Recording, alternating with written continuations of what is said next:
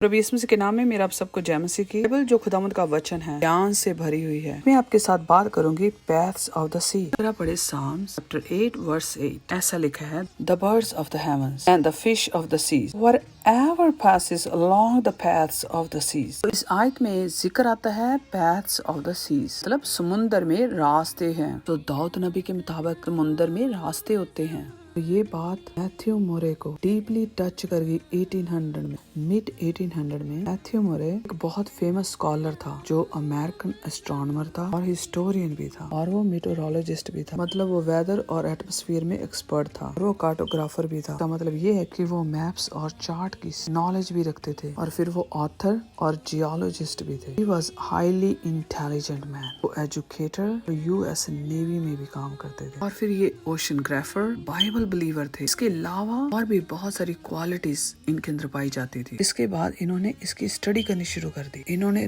दिन रात एक कर दिए, क्योंकि ये बाइबल के स्ट्रॉन्ग डिफेंडर थे। इनका कहना था चाहे दाऊद नबी समुद्र में गए या नहीं गए, उनको पता होगा या नहीं, अगर उन्होंने ये लिख दिया है समुद्र में रास्ते हैं, इट मीन समुद्र में रास्ते हैं, so I am gonna go and find it, मतलब मैं ढूंढूंगा उन रास्तों को। काफी स्टडी और रिसर्च के बाद फाइनली उन्होंने ढूंढा कि समुद्र में तो रास्ते हैं। जब इन्होंने उन रास्तों को डिस्कवर किया, मतलब जब इनको ये पता चला कि समुद्र में रास्ते होते हैं, तो ये खबर अखबारों की एक बड़ी हेडलाइन बन गई। दुनिया भर में ये न्यूज फैल गई, क्योंकि रास्ते मिलने से उनका सेलिंग टाइम कम हो गया, क्योंकि वो काम जो पहले महीनों में करते थे अब वो वीक्स और दिनों में करने लगे, जिसकी वजह से टाइम और मनी की सेविंग हुई। कहते कि जब इन्होंने ये फाइंड आउट की, इनकी खुशी की इंतहा नहीं थी। वो इतने खुश थे कि अलग अलग गाँव और चर्चिस में जाकर उन्होंने अपनी इस खोज के बारे में बताया। ये बताते थे कि बाइबल कितनी पावरफुल है, जो कुछ इसमें लिखा है वो राइट है, सच है। इसलिए इनको साइंटिस्ट ऑफ द सी बोला जाता है, और इनको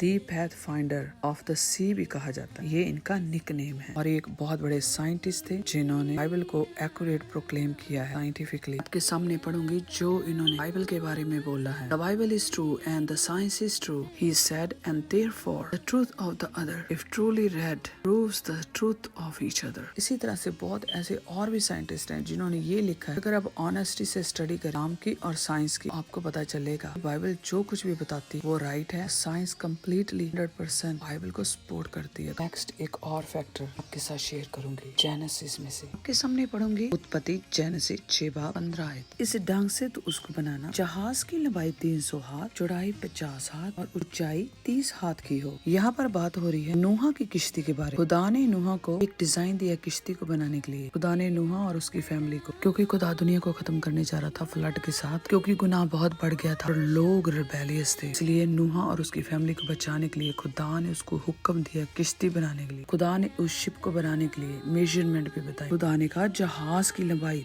300 हाथ होनी चाहिए, चौड़ाई 50 और ऊंचाई 30 हाथ। आज के बड़े बड़े बिल्डर और इंजीनियर इस बात से हैरान है, इतना परफेक्ट मेजरमेंट कैसे हो सकता। आज के जो शिप बिल्डर्स हैं उनके मुताबिक शिप की स्टेबिलिटी के लिए ship length should be 6 times more than the width length, मतलब लंबाई 6 गुने ज्यादा होना चाहिए चौड़ाई से। तो ये मेजरमेंट खुदा ने 4500 ईयर्स बिफोर नोहा को बताई थी। इस शिप को कैसे बनाना है, उसका क्या डिजाइन होना चाहिए। सबसे बड़ी बात है जो डिजाइन खुदावन ने बताया, आज के बिल्डर्स प्रूव करते हैं कि this is the perfect dimensions for a stable water vessel according to modern technology. वो साइज नूहा नबी को खुदा ने बताया था बोट बनाने के लिए, शिप बनाने के लिए बिल्कुल परफेक्ट है। इससे ये पता चलता है कि ये साइज ही राइट नहीं, बल्कि इसको बताने वाला कितना जीनियस है। उस टाइम में इस तरह की समझ इंसान के पास कभी नहीं हो सकती थी, क्योंकि तब कोई मॉडर्न टेक्नोलॉजी नहीं थी। ये बात प्रूव करती है कि खुदा ने, जो कि विजडम का सोर्स है, सारी बातें नूहा को सिखाई। नूहा की स्टोरी को ये बातें सपोर्ट करती हैं, सिर्फ नूहा की स्टोरी को नहीं बल्कि जेनेसिस को, सिर्फ जेनेसिस को नहीं बल्कि होल बुक को,